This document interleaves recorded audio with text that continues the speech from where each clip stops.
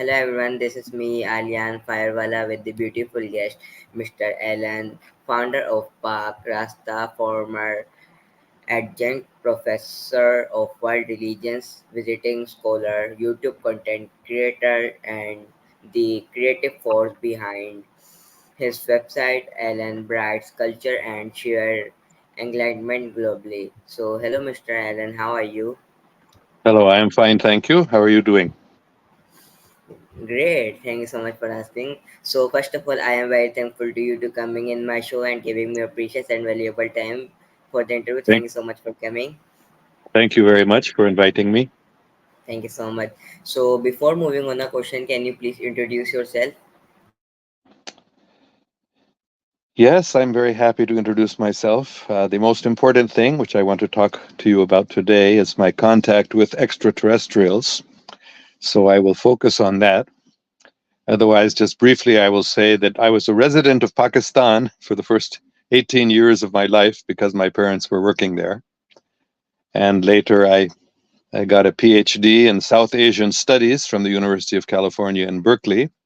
And I taught in several places in both the United States and in Pakistan at Foreman Christian College in Lahore and also in Hong Kong.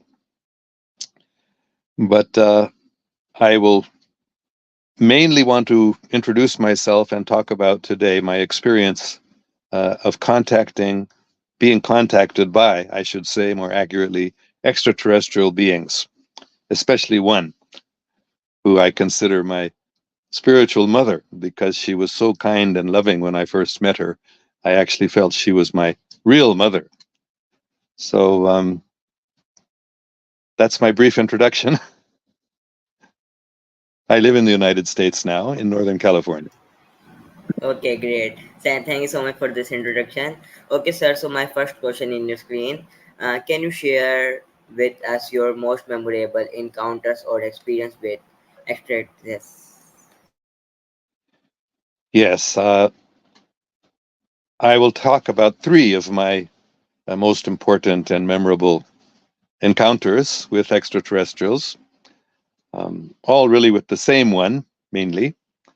So, when I was 9 years old, this was in 1956, I was walking home from school one day, passing through a wooded area, and there, in the middle of an opening, a clearing in the forest, there was a flying saucer sitting there, actually on top of three stilts, you can say. I think you can see my fingers here. So, three stilts, and there was a stairway going up to the top of it. Just a typical flying saucer, like we've all seen pictures of. And I was only 9 years old, but at that time in 1956, we had not seen all these horrible Hollywood movies about frightening ETs. And we knew about ETs because they were even, talked about. There was even a photograph once a few years earlier on the front pages of newspapers in America showing flying saucers flying over Washington, D.C., over the Capitol. So we were not afraid of extraterrestrials in those days. Now people are often afraid of them because of all the fake movies Hollywood has made about them. But I saw there in the doorway, because the doorway of that flying saucer was open, quite a wide doorway, and there was standing a woman who was obviously the captain. She was also taller than the others, and on either side of her there were two or three shorter extraterrestrials. But she was beckoning me like this. She was saying, come on up." So I was very, very happy. So I climbed up that stairway and came up to her, and she put out her arms and embraced me. Very, very loving and tender. And I felt so happy. In fact, she was so nice and wonderful to me. I really felt this is my real mother. To the extent that when I got home, I told my biological mother, "You're not really my mother." And my poor mother was so upset when I said that. She said, "No, no, no, no, no, you're my son. I was conscious when I gave birth to you, and I know you were my son." So then I was so convinced that this other lady was my real mother that I told her, "Well, they must have changed me in the hospital because this other lady was so kind. She wasn't a human being. Her ears were on the top of her head, and I couldn't remember hardly anything about that. Extraterrestrials often do this because we might be afraid if we see something what they really look like. So they might disguise themselves a little bit. So that lady was not a human being, but she looked like a human being. She was standing on 2 feet and had 2 arms. Um, but she was obviously not human because her ears were on the top of her head, like a cat or a lion. So that was my first very, very memorable experience. I can't remember much about that, although later a friend of mine who was very psychic, he told me that he had a dream of me meeting that lady on that flying saucer, and that he saw me asking her, "Are you my mother? Are you really my mother?" So that was my first I was only 9 years old, so it was very memorable to me. And the second one, I met her again when I was about 45. I think it was about 1992 or 93. Uh, and in this time, I was in San Francisco, and I was in my van, and I was having my lunch. And I had in my hand a thermos with soup in it, with dal soup. So when I was actually having my soup, holding the thermos in my hand, I looked out the window and I saw this bluish light, this bluish color in the clouds, in the fog. This was in the summer, so San Francisco, if you know San Francisco, it's usually quite foggy in the summer. Low clouds, very foggy. So it was very foggy, but I could see this bluish light so I got out of my van and I looked up. I said, I was wondering, what is that? And then, although you might find this hard to believe, I literally got pulled up into the air very, very slowly. And I got pulled right through the clouds, right through the fog. And on the other side of the fog was that same flying saucer, just hovering there. And in the open doorway was that very same woman. But she didn't look any older. So, like, what, 35, almost 40 years maybe had passed. But she looked exactly the same age. She looked like she was maybe 25 or 30. I'd say about 30, 25 or 30. She looked this very same age all these years later. So I was a little surprised by that. But later she told me her people live for 1,000 years or thousands of years. So, for 20 or 30 or 40 of our years is nothing to them. So anyway, she then saw me carrying this thermos and she asked me, "What is that?" So I said, "Oh, this is just some soup."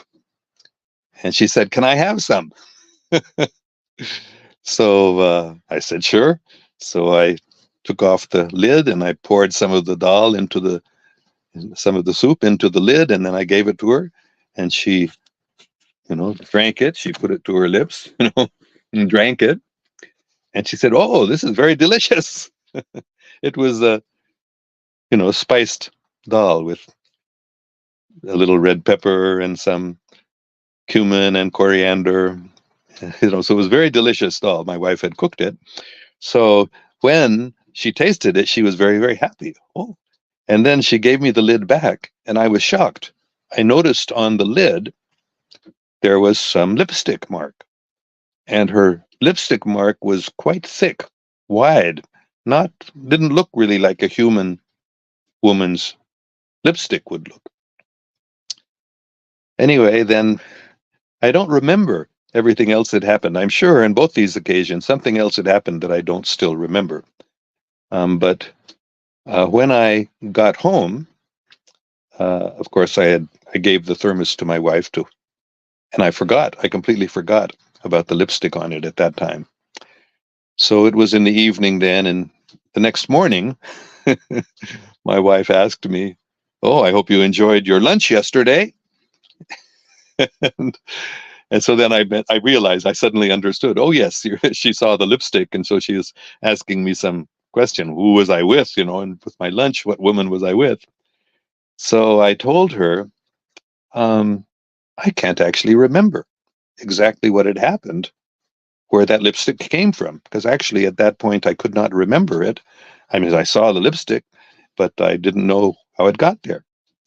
So she believed me because we were very close, and she knew I was not going to lie to her like that. So we decided that in order to for me to remember what had happened on that lipstick getting on the thermos lid, I should be hypnotized, and maybe then I can remember. So we did that, and I was hypnotized, and then I could remember all of this, and I could remember the details about my experience when I was 9 years old meeting her also. So she believed me, and so that was the second encounter I had with the extraterrestrial, and it was a lot of fun actually. She was a very happy and kind of humorous woman to put that lipstick on them. I'm sure she did it just so that I would have physical proof. Otherwise, I might, think I was just imagining or dreaming it. Um, but it was very clear mark of lipstick there, but not shaped like a woman's lips. It was something different. Anyway, then the third time, and this is the last time I'll talk about, was in 1998 when I can't remember exactly if it was the end of October or early November, and I was actually doing zikr. I was standing. I was actually walking and chanting names of God. And then suddenly I felt I was flying through space, and then I was coming down into a large stadium. So this was way out. I'm certain it was beyond or near Jupiter or Saturn. And somewhere out there was this large stadium. I couldn't tell if it was maybe constructed. It was huge, though. Maybe thousands of people could fit in it. But I didn't know if it was made. Maybe it was an asteroid or something, or a moon that had been carved out to make the stadium, or else it had been built. But I didn't know that extraterrestrials would build such huge stadiums. But there was a group of people in an oval table right in the middle of the stadium. Uh, about, I can't remember, 20 or 30 people, and maybe even a little more or less, I don't know, but I remember at least a couple dozen, 2 or 3 dozen people were sitting around this table, and they were of different species. Some of them were human beings, looked just like human beings. Others were obviously quite different from human beings, but they were discussing, shall we stop the world war that is coming on Earth next year?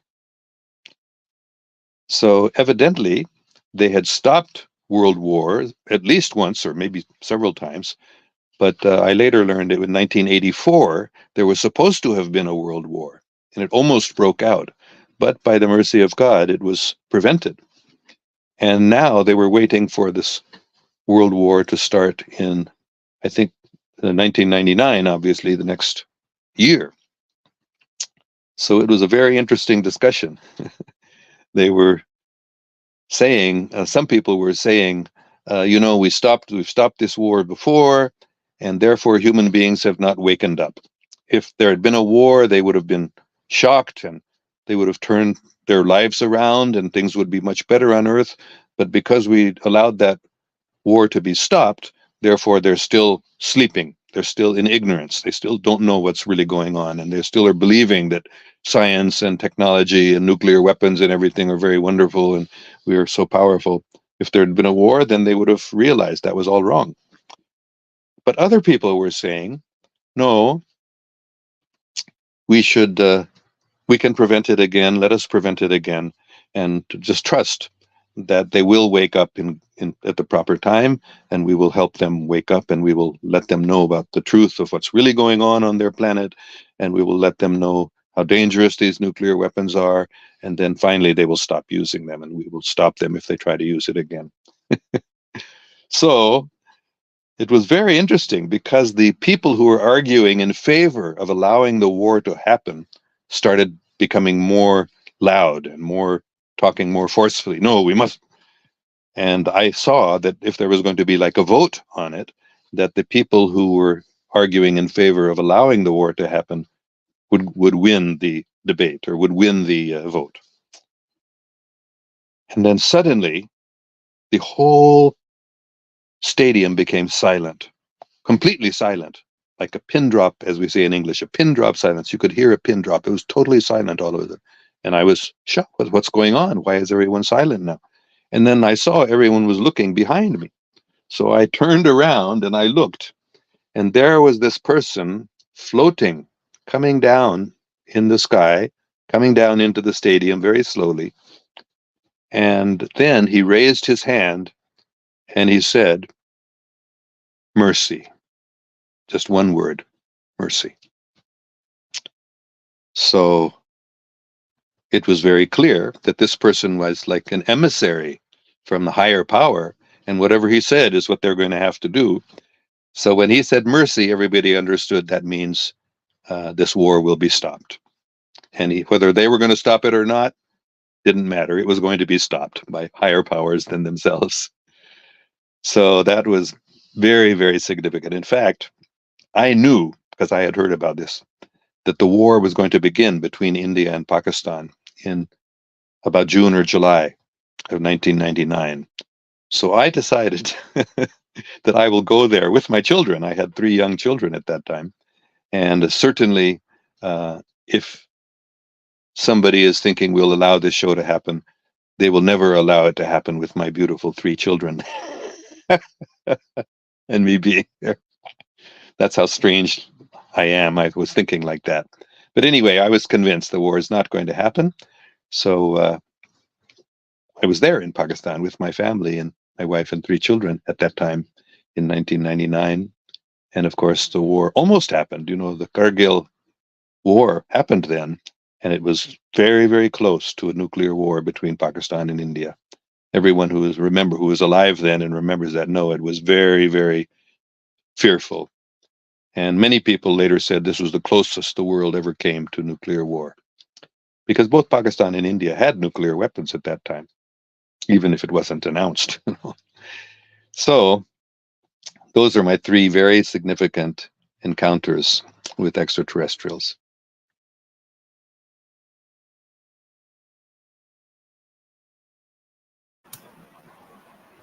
Awesome. Wonderful. Thank you so much for the full answer.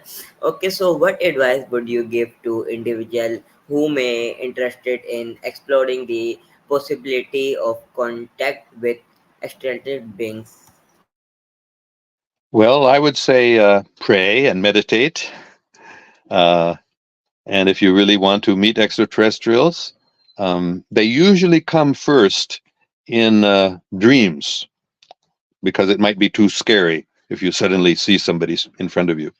Um, but if you are ready for it, then they will start appearing to you, usually in dreams. And if you meditate, if you don't know how to meditate, you should learn and practice meditation, many different types of meditation. But in the meditation, you might feel their presence. And that way they will slowly introduce themselves to you. And millions of people, literally, I'm not exaggerating, millions of people all over Earth have met extraterrestrials now.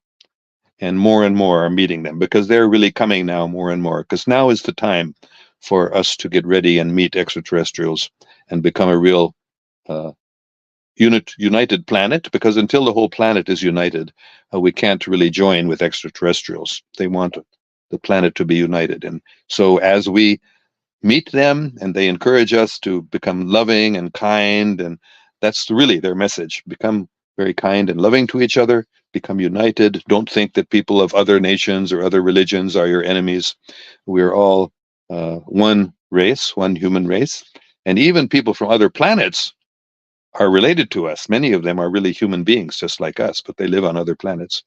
But even those who are not exactly like us, like on our planet too, there are people that look quite different from each other. But we all must come together. So they will appear to us gradually, usually first in meditation or dreams, and then more and more people are actually meeting them now. So be humble, be prayerful, and we'll look forward to the best, because we all will meet them before too many years, definitely.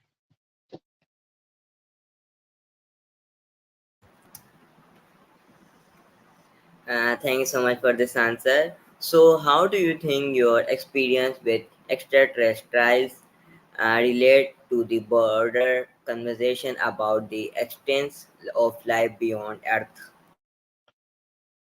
Well, it proves that they exist because I've met them and seen them and talked with them. So this is what everybody is experiencing in one way or another, gradually more and more people. So it's how does it relate to it? It's the same thing. My experience is the same as the broader extraterrestrial contact. Okay, so can you describe any specific details about the extraterrestrials being you have encountered,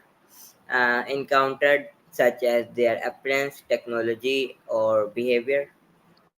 So I've already mentioned, as far as appearance, that uh, both my extraterrestrial mother, who I call Felicity because she was feline, Felicity, for many years. I didn't actually suggested that name, but another friend of mine who has also had contact with extraterrestrials uh, suggested that name because her ears are on the top of her head.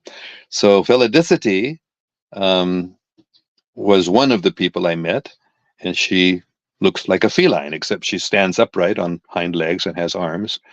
But otherwise, she looks like she's humanoid, but not a human being. So many of the other extraterrestrials that I saw in that meeting, uh, they had different features. They were all, in fact, as I recall, almost all of them at least had two arms and two legs, were humanoid in that sense. But many of them had different features. They may have looked like my mother, like a cat, or like a dog, or like a bird. You know, there are other features that they can have. But almost all the extraterrestrial races, the least that I've been in contact with, look like two-legged and two-armed, and usually they have eyes, or they may not have a nose, but they often have some other way that they smell little.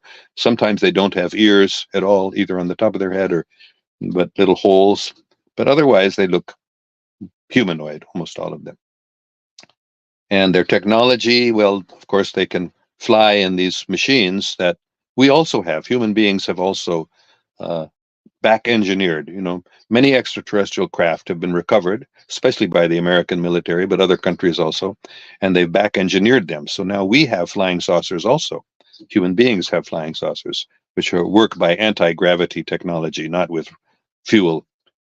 So let's see, what else you asked? You asked about the appearance and the technology, and then there was a third thing I can't remember. What was it?